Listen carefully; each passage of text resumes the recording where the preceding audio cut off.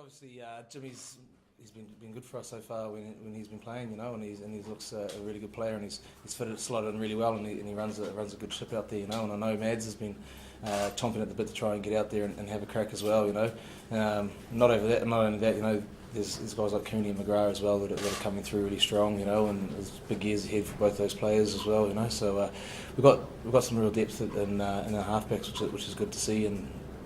As a club, we want to keep that going, but obviously, as an individual, we want to be playing,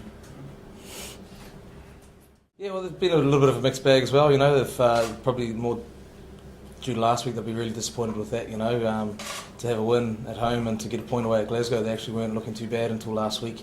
So, and they even come out after the match saying themselves that, they need a response this weekend, so they'll be very fired up. And yeah, they've got a young team that's probably gelled a bit more. They've had a few guys leave, but a few good signings as well. So I think, a lot of experience in there and some good young players, and they'll be looking to stamp a mark by beating us at home. Yeah, definitely, and there's been different guys drip-fed in throughout the last couple of games, So, but our young guys, some of them have been really standing out with some great performances, and it happens every year, You see new young guys putting their hands up, so it is good to see, and it's something we need to keep happening, And there's more and more good players that are just waiting to get the chance, I think.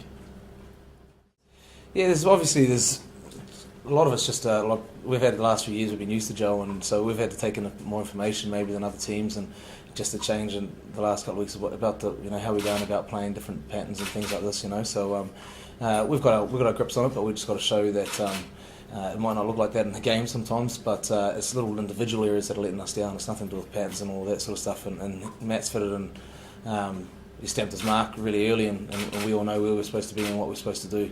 At the end of the day, like last week, we missed something like 30 odd tackles and little things like that, And when you do stuff like that, that's bread and butter. That's where we're going to lose the game. I don't know if it's a frustration. It's more probably in some ways it's a challenge, and it's a bit of excitement as well. You know what I mean?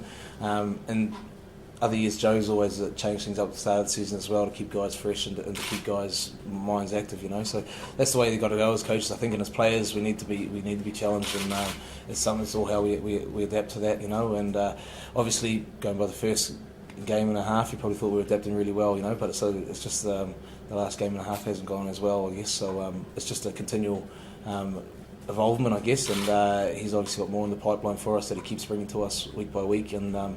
Yeah, I think our game plan is really evolving.